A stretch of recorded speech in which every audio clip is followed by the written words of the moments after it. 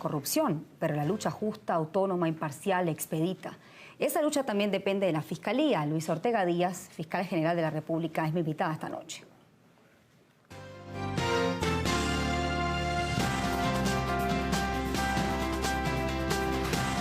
Un periodismo que educa, que informa, que construye.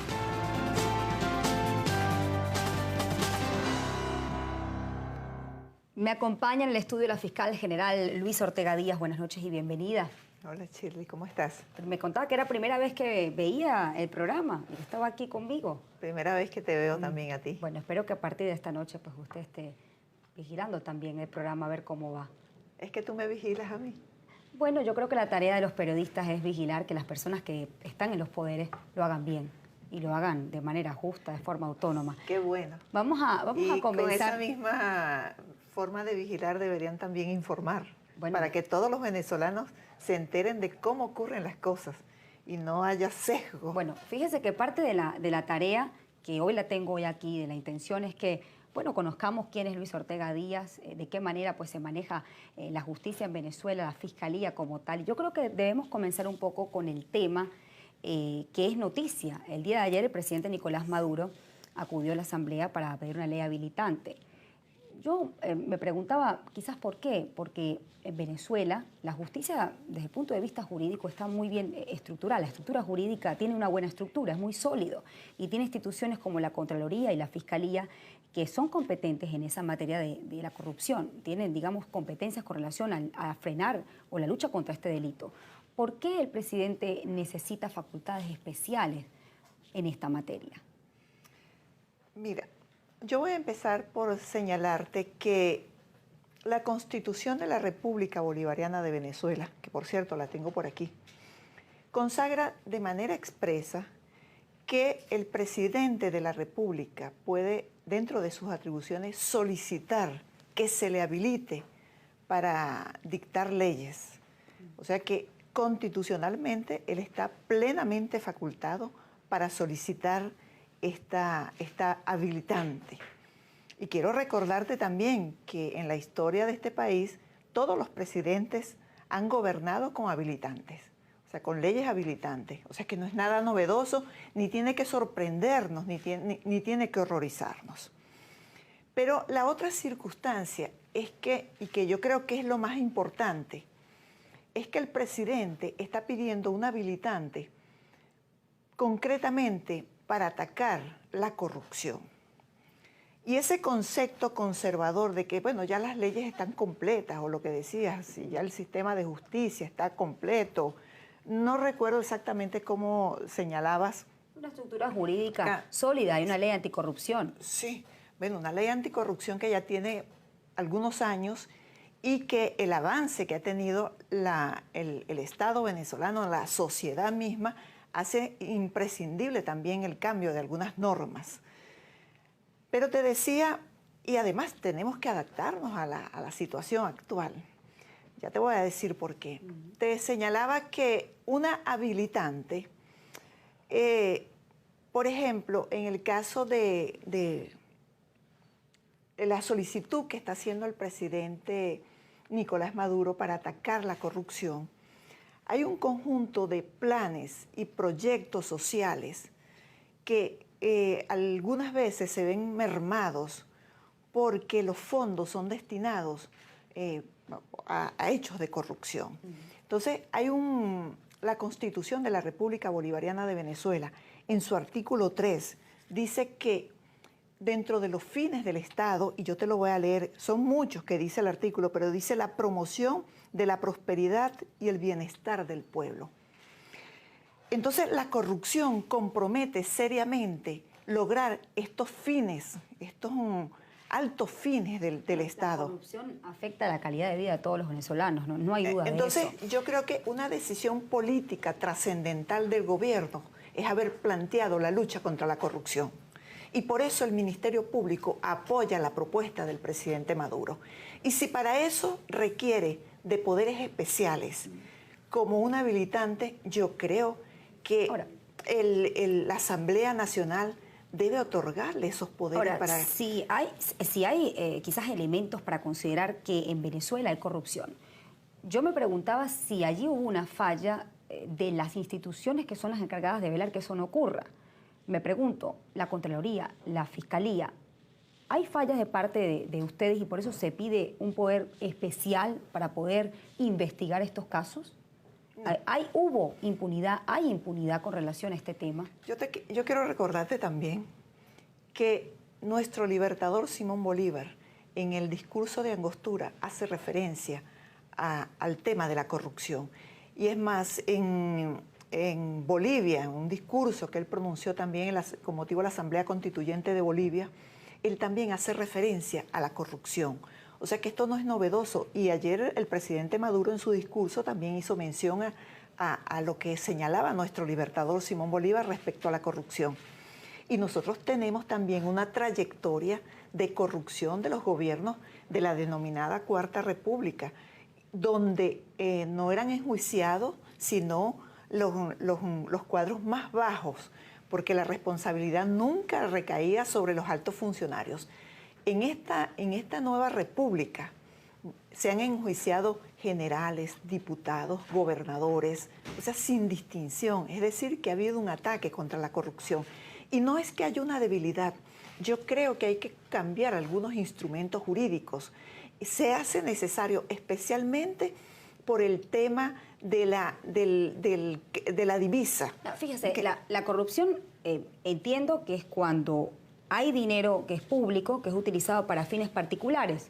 Ahora, la pregunta está si la persona que utilizó ese dinero, o la organización pública o la institución pública que utilizó ese dinero, que tuvo acceso a esos fondos que son públicos para el bien de todos los venezolanos, ¿cómo tuvo acceso a ello? Bueno, porque tenía y disponía de poder.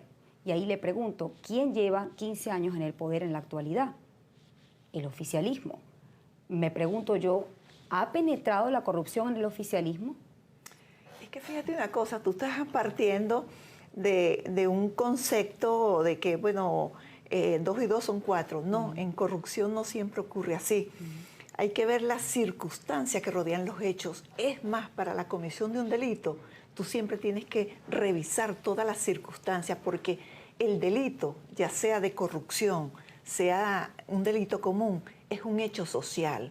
Y tú no puedes abordarlo como una ciencia matemática, sino como una ciencia social. Entonces hay que estudiar una serie de circunstancias y concretamente la corrupción es un hecho profundamente social que está ligada a los desvalores que hay en la sociedad y que a través de algunos medios de comunicación, en lugar de incentivar esos valores positivos, esos valores que lleven a la persona a ser feliz per se, y no por las aspiraciones que tienen de esas cosas maravillosas que se presentan algunas veces a través de los medios de comunicación, quizás nosotros tuviéramos unas personas más arraigadas en los principios y valores que deben guiar no solamente a la sociedad entera, sino a los funcionarios públicos En la también. lucha con la corrupción, usted tiene aquí, me trajo unas cifras que ustedes han, de hecho, trabajado en ello. ¿A cuántas personas han detenido? ¿Quiénes han sido estos funcionarios? ¿En qué cargos estaban? Porque también una parte de las inquietudes que leí de la gente es que quizás hay funcionarios de nivel medio, pero no de rango alto. ¿Por qué? ¿Son inocentes, permanecieron ignorantes frente al delito? ¿Eso puede pasar? ¿O hay algún tipo de simpatía política? Pero sí quiero saber las cifras porque de repente nosotros desconocemos a quién se ha detenido por esta causa. No, fíjate, yo no te traigo nombres porque se hace materialmente imposible indicarte los nombres de cada una de estas personas, porque han sido aprendidas hasta ahora, desde el 26 de julio al 3 de octubre, 278 personas. No te puedo hacer mención a ello, primero porque no los tengo aquí. En segundo lugar... ¿Forman parte del gobierno? No, escúchame una cosa. Yo creo que tú tienes un error porque fíjate... Está bien, por ejemplo, yo me puedo equivocar, lo que quiero es que me lo aclare. Sí, porque fíjate, el Estado venezolano tiene 5 poderes. El gobierno es el ejecutivo. Por ejemplo, yo soy poder ciudadano, pero no soy parte del gobierno. El poder legislativo forma parte de la Asamblea, pero no, Asamblea Nacional, pero no es parte del ejecutivo, del gobierno. Entonces, fíjate una cosa, no es que son del gobierno. Y hay otro elemento aquí que es importante señalar. Los hechos de corrupción algunas veces involucran también a particulares. Bueno, vamos a referir, fueron funcionarios públicos. No, funcionarios públicos en concurso con particulares. Okay. Y acuérdate que la función pública no solamente la ejerce el Ejecutivo, sino también lo ejercen los demás poderes, y los poderes en división y en estructura, es decir, poder nacional, poder estatal y poder municipal, porque las alcaldías, los alcaldes y los funcionarios de las alcaldías, los concejales también son funcionarios públicos. Y a veces ocurre que los alcaldes no son afectos al gobierno nacional. Y aquí tenemos el caso de muchos alcaldes que han sido enjuiciados y no son parte del gobierno nacional. Aquí tenemos, por ejemplo, diputados que están siendo procesados, investigados, exdiputados que no son parte del gobierno. Entonces, tenemos que partir de no generalizar así y decir, bueno, el gobierno. Es que no es el gobierno, es el funcionario público. Sea parte del gobierno, parte del poder municipal, del poder estatal. Es importante que usted haga mención de eso, y tengo que hacer un corte, pero sí tengo que preguntarle con relación a si la ley habilitante, por ejemplo, en la medida que el objetivo es luchar contra la corrupción, se aplica igual para todos. Es decir, la solicitud, por ejemplo, de antejuicio de méritos se ha solicitado, es solo a diputados o funcionarios públicos que forman parte de la oposición, de la unidad. ¿Qué sucede con los otros casos de los otros funcionarios públicos? Eso me lo va a responder al regreso. Hacemos una pausa y ya volvemos.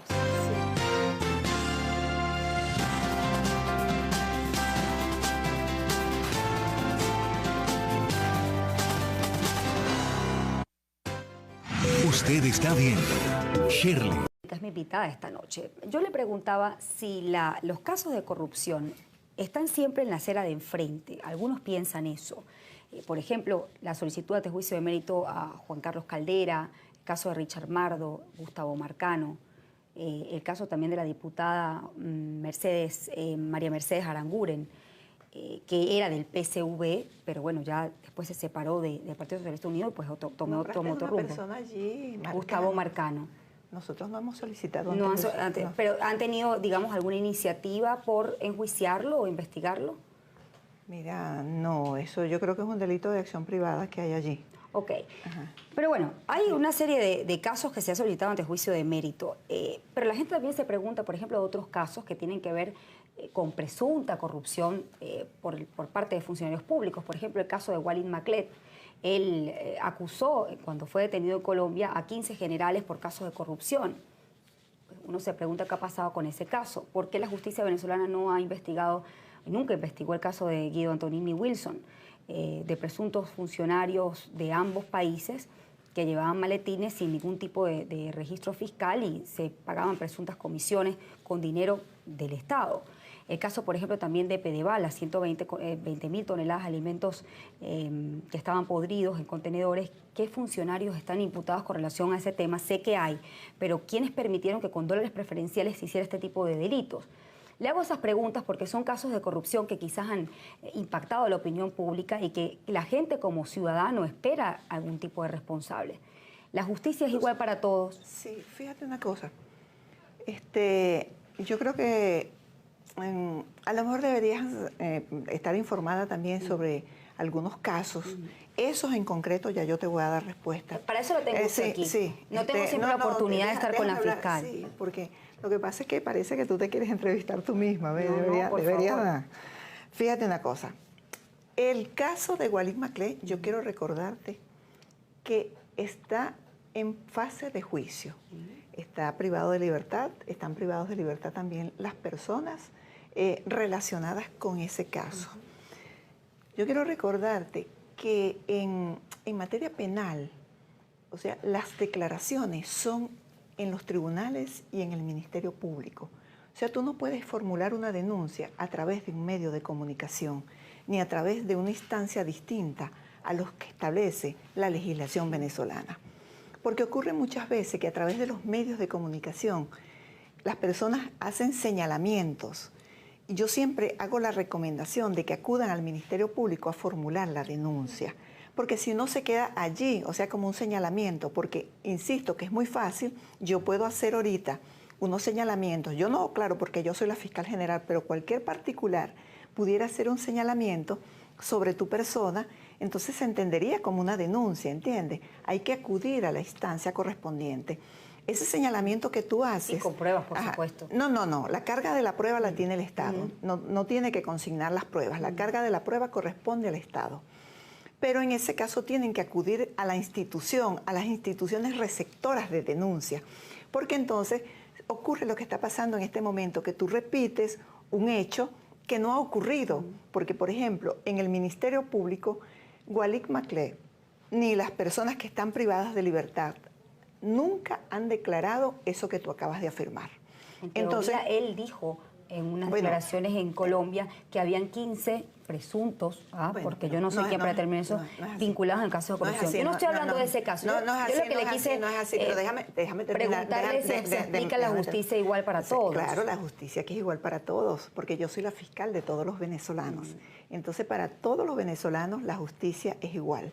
Entonces, en este caso, yo no tengo oficinas en Colombia, las oficinas están aquí en Venezuela. Y fíjate otra cosa, que cuando nosotros hemos solicitado información a esos países, porque hay una figura jurídica que es la rogatoria, es decir, que tú puedes solicitar a Estados Unidos, a Colombia o cualquier otro país que te remita la información que reposa en alguna investigación que ellos tengan, y sin embargo, hasta ahora, ni Colombia ni Estados Unidos nos han remitido la información. Entonces, no puedes tú tener... ese punto. No puedes tener mire, aquí mi función no es juzgar a nadie, mi función es entrevistarle. Creo que usted tiene la información para aclarar todos esos puntos. Aquí, fíjese, hay una percepción, y es lo que quiero darle a entender, por una parte de la población, no digo que toda, pero hay una parte que siente que se ha utilizado la justicia para perseguir a quien disiente, por distintos casos. Por ejemplo, el caso de Leopoldo López, imputado por 2 delitos. Yo no estoy aquí juzgando si es culpable o no, inocente o no. El caso, por ejemplo, de los diputados que forman parte, o funcionarios públicos que forman parte de Primero Justicia. Los políticos no pueden cometer delitos porque claro que sí, tienen una patente de corso. Pero fíjese, por ejemplo... Pero ¿por qué no pueden ser juzgados los que cometen delitos? O sea, si tú eres dirigente político, yo no te puedo investigar porque... hay una persecución política en tu contra. Entonces, ese es un mecanismo de defensa. Todas las personas que ha imputado el Ministerio Público y que tienen una tendencia política o que se sienten perjudicados por la investigación que está haciendo el Ministerio Público, siempre el argumento de defensa es eso. Nunca el argumento de defensa ha sido yo no cometí ese hecho que me están señalando que cometí. No es cierto que yo me haya adueñado de ese dinero, me haya apropiado de ese dinero. No es cierto que yo haya recibido eso. No es cierto que yo haya desarrollado esa conducta. O sea que el argumento de defensa es que soy perseguido político. ¿No te parece que es un argumento muy fácil? Y entonces, no sé, me parece que es así como tendencioso, ¿no? Decir nada más que, bueno, es una persecución política, pero una verdadera defensa de los hechos que se le están señalando, no la hay. Y eso ocurre, por eso la formulación de las preguntas que tú haces, sesgada como que si el Estado venezolano o el Ministerio Público estuviera haciendo una persecución penal por capricho. Nosotros tenemos una actuación apegada a la Constitución y a la ley. Y la Constitución dice que cuando tú malversas los fondos públicos, destinas los fondos públicos para otra cosa, recibes dinero, cuando tú eres funcionario público, tú no puedes estar recibiendo dinero que no sea el que sea la asignación del sueldo, porque tienes que explicar de dónde sale ese dinero, porque si tú no lo explicas, se presume que ese dinero es producto de la comisión de un delito. Y yo creo que hay que hacer un ejercicio, por ejemplo, de conocimiento de lo que es la legislación. En el caso de los diputados, ellos deberían tener clarísimo, porque por naturaleza los diputados son los que legislan, son los que hacen las leyes, salvo que por ley habilitante se le otorgue al presidente de la República la posibilidad de legislar, ¿no? Dar decretos con rango y fuerza de ley.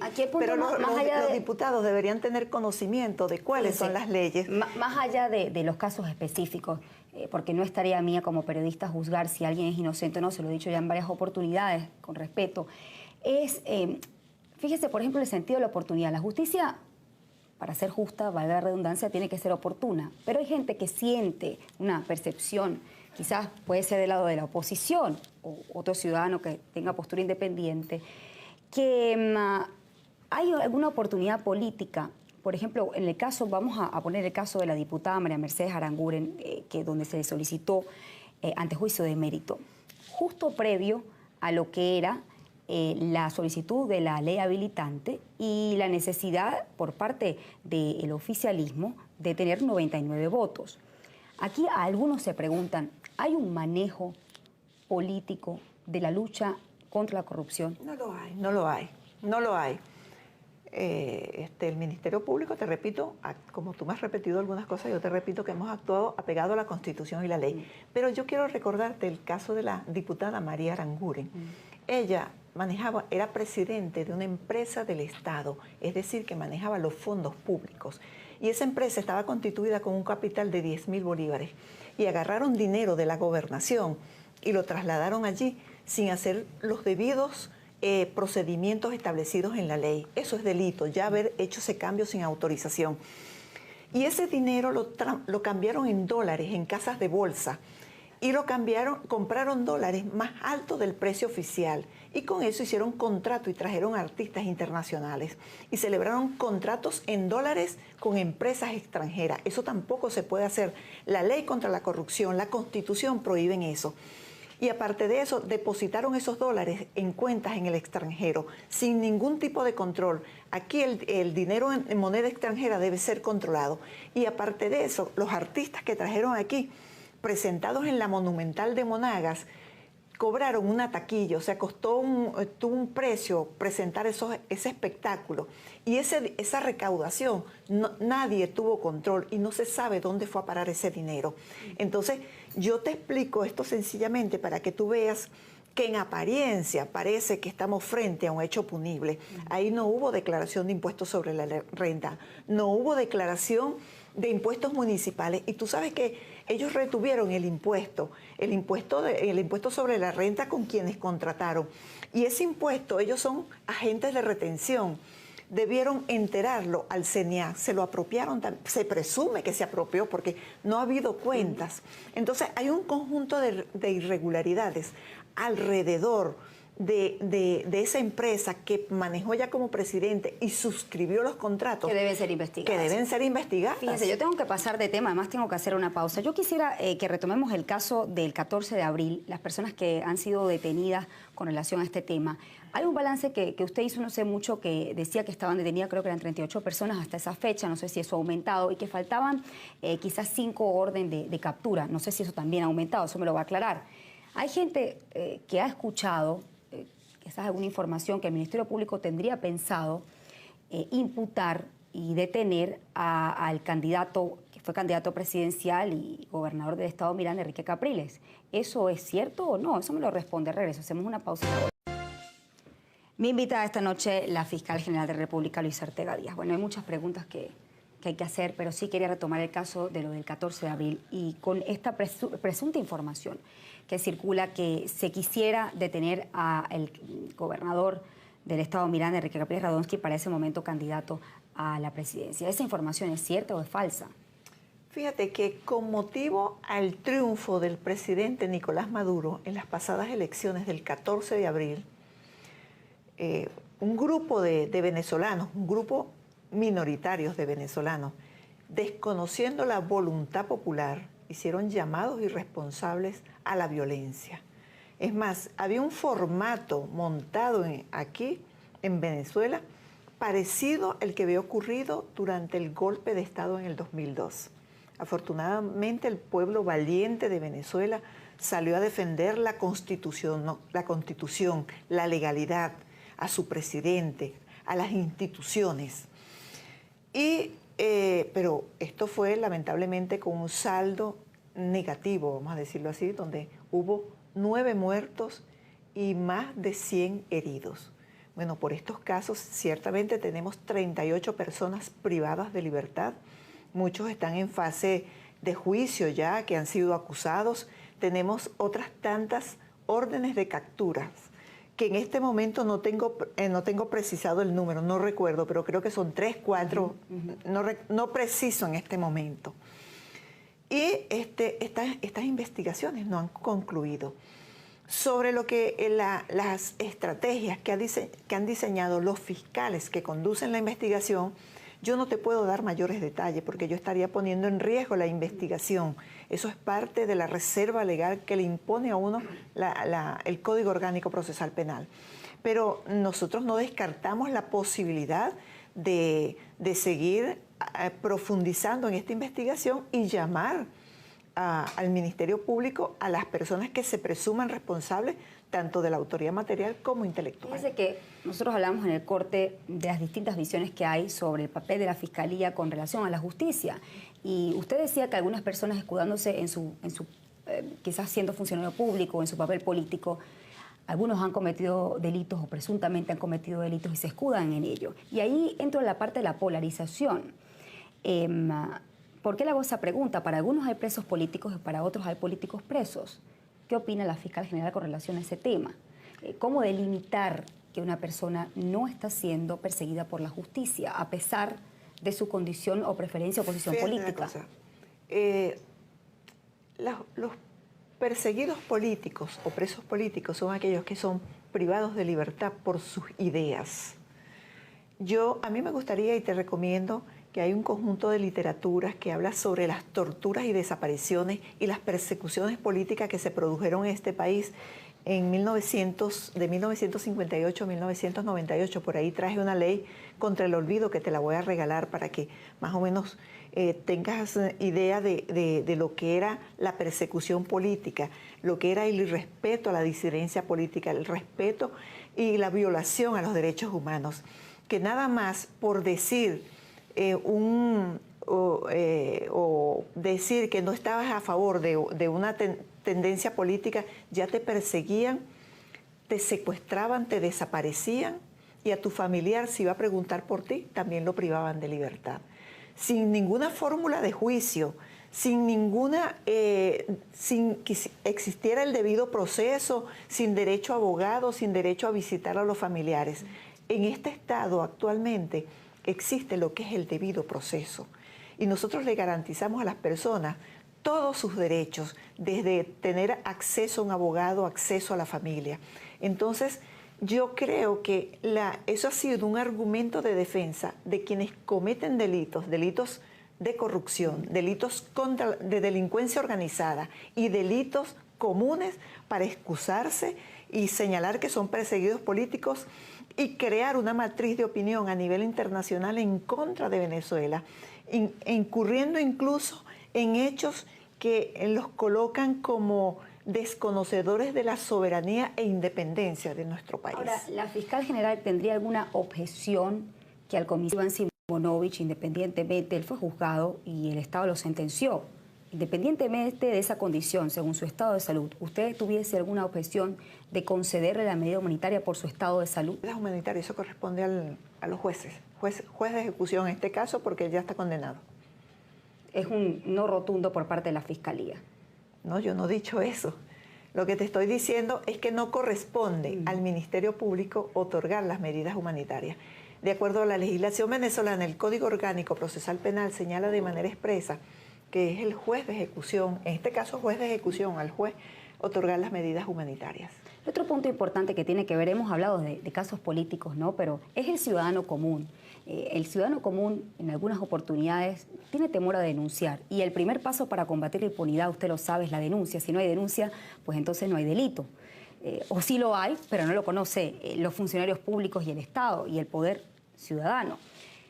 ¿Cómo hacer para que la gente perciba al poder ciudadano, la fiscalía, como diligente, que no haya retardo procesal? ¿Qué está haciendo? Mire, yo hice un trabajo, llamé a abogados de distintas posiciones políticas y coinciden en algo con relación a su trabajo, y es que usted ha creado más oficinas y más dependencias para que la gente tenga un mayor acceso a poner su denuncia, y eso es importante.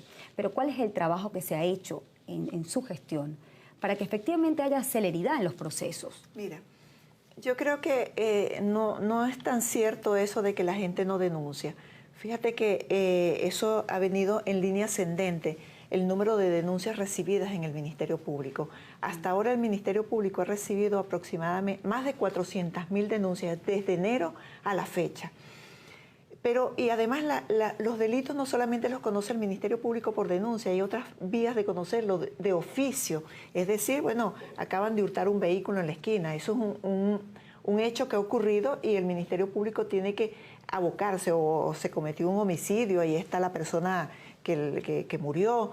Esas cosas las tienen que investigar el Ministerio Público de oficio. Es decir, que es otra forma de conocer o iniciar un proceso penal a través de las querellas también. Pero fíjate, ¿cuáles son las fortalezas del Ministerio Público? ¿Qué ha hecho el Ministerio Público? Primero, para que la persona efectivamente formule su denuncia y para que haya respuesta. Nosotros tenemos una lucha contra la impunidad, contra el retardo procesal y porque haya justicia. Hemos fortalecido los despachos fiscales. Hemos creado nuevos despachos fiscales, hemos dividido la función de fiscales de juicio y fiscales de investigación, hemos especializado los fiscales, es decir, los fiscales... Crearon una escuela, correcto, una escuela de los fiscales. Eso es para elevar el nivel académico de los fiscales, para que sepan de derecho penal sustantivo, derecho penal adjetivo, sepan defender las causas del Estado, sepan hacer una impugnación, sepan oratoria, sepan argumentación jurídica, porque en todo eso los hemos preparado y hemos abierto los concursos para darle estabilidad a los fiscales y que haya independencia y autonomía en las distintas investigaciones y no se diga que están sesgadas las mismas. Hemos creado fiscalías penitenciarias, creamos la unidad criminalística contra la vulneración de derechos fundamentales, hemos especializado los fiscales y hemos creado unidades técnicas de investigación como de telefonía, unidad técnica financiera, la unidad para el tratamiento especial de mujeres víctimas de violencia y niños, niñas, adolescentes víctimas de violencia. Hemos dignificado al personal acondicionando todos los despachos fiscales. Te invito a que visites cualquier fiscalía del Ministerio Público para que veas lo bellísimas que están. Hemos acondicionado el espacio no solamente para dignificar al trabajador, sino también dignificar a quienes acuden al Ministerio Público, especialmente las víctimas, que son a quienes representamos nosotros, los fiscales del Ministerio Público, a los testigos, a los expertos, incluso al imputado, aun cuando haya cometido un delito, él tiene un conjunto de derechos que nosotros garantizamos que se le respeten. Uno de los grandes dramas de la situación penitenciaria tiene que ver o han apuntado a lo que es el retardo o el retraso procesal. ¿Qué están haciendo ustedes para que haya mayor celeridad? De repente me equivoco, cuando usted se ríe, me hace pensar que estoy diciendo algo que no es correcto. Pero yo creo que es importante que la gente sepa qué esfuerzos se están haciendo para mejorar desde el punto de vista de la Fiscalía, para mejorar lo que es el sistema penitenciario como tal y lo que es la parte del procesamiento. Hay cifras, por ejemplo, el Observatorio de Prevención de la Violencia que decía que el 80% de los que están dentro de los recintos carcelarios no están procesados aún, no han tenido ni siquiera la primera audiencia. ¿Eso es así o no es así? Yo creo que ese es un tema de otro programa, porque verdaderamente yo te quiero recordar todo lo que ha pasado, lo que pasó en este país y con la entrada en vigencia del Código Orgánico Procesal Penal, que también estábamos peor eran las cifras. El Estado ha hecho un gran esfuerzo por atacar el retardo procesal y por reivindicar el principio constitucional del enjuiciamiento en libertad. Nosotros hemos trabajado también en eso. Y quiero decirte que el esfuerzo que ha hecho el Ministerio Público en contra del retardo procesal ha sido no solamente de la institución, sino aunado o cohesionado con el Poder Judicial, el Ministerio del Servicio Penitenciario y la Defensa Pública. Hemos trabajado articuladamente para crear una agenda única aquí en Caracas en la fase de juicio, que ha sido un éxito. La agenda única tiene 2 meses aproximadamente, o quizás 2 meses y medio, y en ese lapso se ha logrado realizar más juicios que en 3-4 años. Ha sido un verdadero éxito. Ese ha sido un esfuerzo del Estado venezolano. Hemos sincerado las cifras, o sea, con planes de descongestionamiento, porque también hay muchas denuncias irresponsables.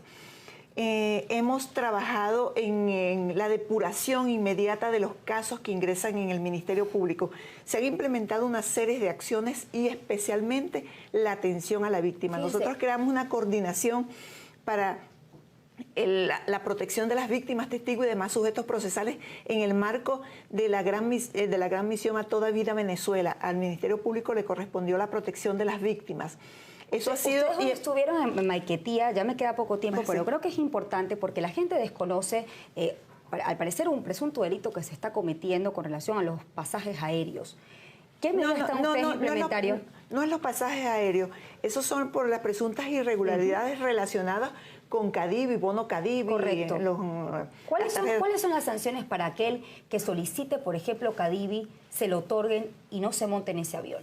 No, fíjate una cosa, es que es una pregunta que habría que estudiar cuáles son las circunstancias que rodean el hecho para poder calificar el delito, ver cuál es el tipo penal que se ajusta. Pudieran ser muchos, pero lo cierto es que en el día de hoy en el Ministerio Público, conjuntamente con otras instituciones del Estado, la Guardia Nacional, las autoridades del Aeropuerto Internacional de Maiquetía, el SAIME, el CENIAR, realizamos un operativo donde se abordaron más de 750 personas y detectamos un conjunto de irregularidades que presumimos que están relacionados también con el tema de los bonos Cadivi, de las irregularidades que hay con Cadivi. Por ejemplo, determinamos que aproximadamente el 15% de los aviones que declaran cupo lleno, o sea que no tienen un puesto más, el 15% de los puestos no estaban ocupados.